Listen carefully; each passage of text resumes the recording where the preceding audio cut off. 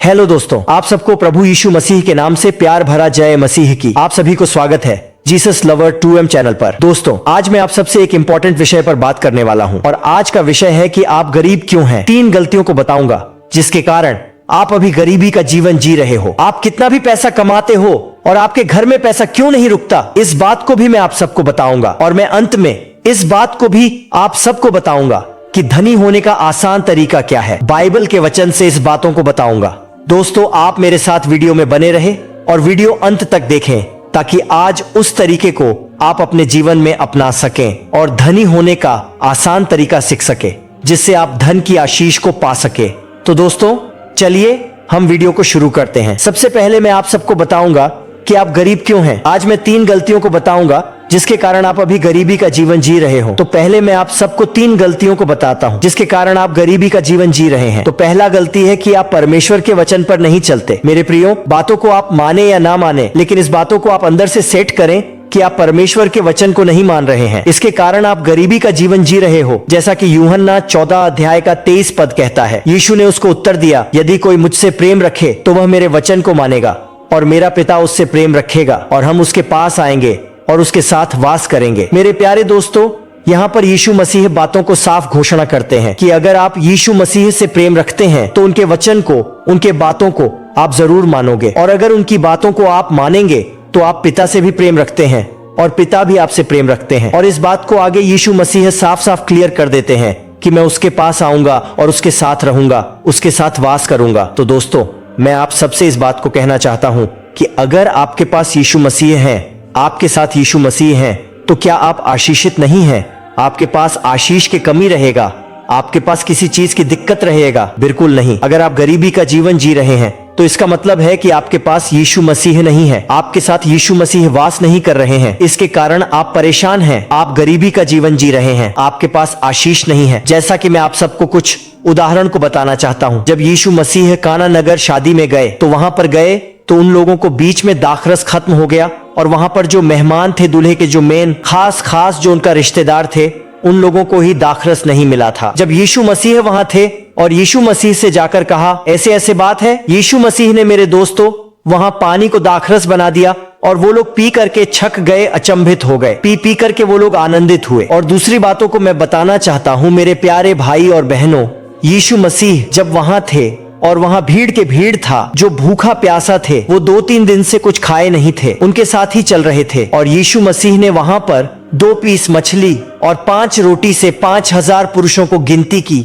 और महिलाएं और बच्चों को छोड़ करके उन लोगों को खिलाया। और वहां रोटी भी बच गया और मछली भी बच गया क्योंकि वहां यीशु मसीह थे। तो मेरे प्यारे दोस्तों, अगर आज आप गरीबी का जीवन जी रहे हो, आपके पास प्रभु का आशीष नहीं है, इसका कारण है कि आपके साथ यीशु मसीह नहीं है, आपके पास यीशु मसीह नहीं है। तो पहला गलती क्या है कि आप यीशु मसीह का वचन को नहीं मानते, यीशु मसीह के वचन पर नहीं चलते।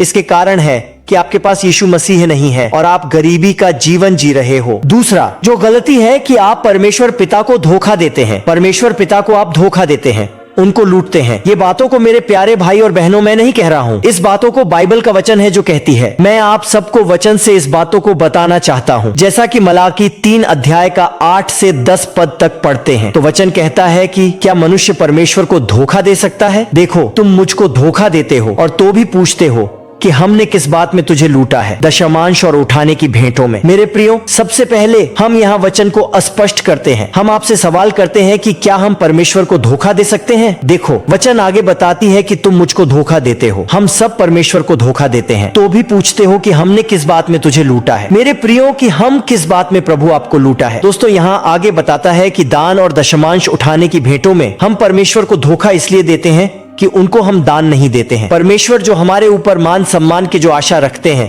कि हम उनको आदर दें, मान सम्मान करें, वो हम उनको नहीं देते हैं। पर अगर आपके साथ आपके पास यीशु मसीह है, आप मेहनत करें, उस मेहनत में आपका फल आ रहा है, तो उसमें परमेश्वर कहते हैं कि मुझे दशमांश दो, मुझे दान दो, दशमांश दो, मुझे भेंट दो। लेकिन हम लोग क्या करते हैं कि परमेश्वर को नहीं देते हैं। इसके कारण हम लोगों के ऊपर क्या आया है? श्राप आया है। आगे वचन 9 पद में कहता है कि तुम पर भारी शाप पड़ा है क्योंकि तुम मुझे लूटते हो, वरन सारी जाति ऐसा करती है। तो दोस्तों, इसके कारण है कि हम लोग श्रापित हो चुके हैं और जो भी पैसा कमाकर, धन कमाकर लाते हैं, वो बीमारी में, दुख में इधर उधर चला जाता है और घर में पैसा नहीं रुक पाता, घर में पैसा नहीं ठहर पाता और गरीबी का जीवन हम लोग जी रहे हैं। हम लोग गरीबी के जीवन से परेशान हो रहे हैं क्योंकि हम परमेश्वर को धोखा देते हैं। आगे का वचन 10 पद कहता है कि सारे दशमांश भंडार में ले आओ कि मेरे भवन में भोजन वस्तु रहे। और सेनाओं का यहोवा यह कहता है कि ऐसा करके मुझे परखो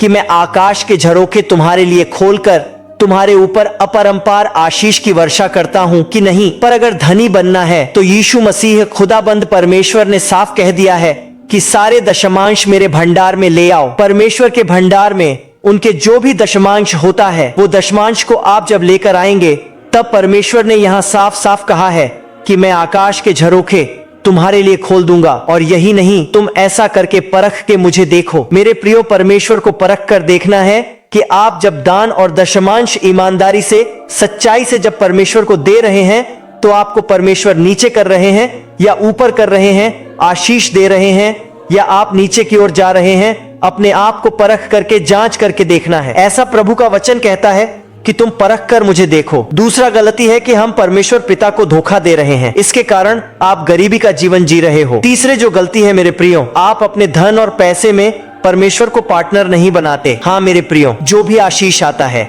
जो भी धन संपत्ति है आपके पास, उसमें से आप परमेश्वर को पार्टनर नहीं बना रहे हैं। इसके कारण है आप गरीबी का जीवन जी रहे हैं। आपके घर में पैसे तो खूब लाते हैं, धन खूब लाते हैं, लेकिन वो आपके घर में टिकता नहीं है, रुकता नहीं है। बड़े बड़े भयानक बीमारी आ जाते हैं, ऐसे ऐसे बड़े बड़े कांड हो जाते हैं, या कोई आपका पैसे को लूट ले रहे हैं, या कहीं कहीं ऐसे व्यर्थ में पैसा चला जा रहा है। इसका कारण है कि आप परमेश्वर को अपना पार्टनर नहीं बना रहे हैं। इसके कारण कोई भी लूट कर चला जा रहा है, क्योंकि जब आपके पास परमेश्वर खुद पार्टनर रहेंगे तो व्यर्थ में इधर उधर पैसे कोई नहीं लेकर चले जाएगा। सबको परमेश्वर कहते हैं कि मैं घुरकूंगा, मैं उसको डांट दूंगा, मैं उसको रोकूंगा। जैसा कि मेरे प्यारे भाई और बहनों, उत्पत्ति 28 के 20 से 22 आयत में कहता है कि और याकूब ने यह मन्नत मानी कि यदि परमेश्वर मेरे संग रहकर इस यात्रा में मेरी रक्षा करे और मुझे खाने के लिए रोटी और पहनने के लिए कपड़े दे और मैं अपने पिता के घर में कुशल क्षेम से लौट आऊं, तो यहोवा मेरा परमेश्वर ठहरेगा।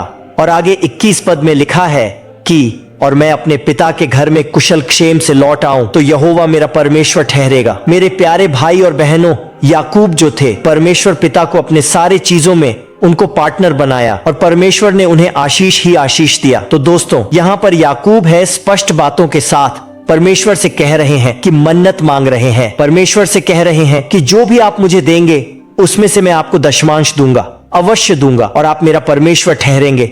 और जिस पत्थर को वो खड़ा कर रहा है खंभा के रूप में, उस पत्थर के विषय में कह रहा है कि यह आपका है। जो भवन ठहरेगा उसको भवन बनाने के लिए बात बता रहा है। तो आज तक आप प्रभु से इतना मांग रहे हैं, प्रभु से इतना कह रहे हैं, लेकिन क्या प्रभु के लिए आप दे रहे हैं या नहीं दे रहे हैं? जैसा कि यीशु मसीह ने साफ कहा कि दो तो तुम्हें दिया जाएगा, तो आप दे रहे हैं कि नहीं दे रहे हैं? अगर आप प्रभु को पार्टनर बना रहे हैं तो पार्टनर का वहां पर 50% लेते हैं। अगर किसी भी साथी के साथ आप व्यापार करते हैं या किसी कारोबार को करते हैं तो आपका पार्टनर आपसे 50% का आशा रखता है, लेकिन प्रभु यीशु मसीह महान है, आपसे 50% नहीं मांग रहे हैं, दशमांश मांग रहे हैं कि वो सारे दशमांश मेरे भंडार में ले आओ ताकि किसी चीज की वहां कमी न रहे। और फिर तुम मुझे ऐसा करके परख के देखो कि मैं तुम्हारे लिए कैसे अपरंपार बारिश कर देता हूं। तो मेरे प्रियो, अब तक आप गरीबी का जीवन जी रहे हो, अब तक आप प्रभु के आशीष से वंचित हो, दूर हो, पैसा घर में आपका नहीं रुक रहा है, तो ये 3 गलतियों के कारण है। आप अभी गरीब हैं, गरीबी का जीवन जी रहे हैं, आपके घर में पैसा नहीं रुक रहा है। और धनी होने का आसान तरीका है कि मेरे प्रभु परमेश्वर को अपना पार्टनर बना लें और परमेश्वर के वचन को माने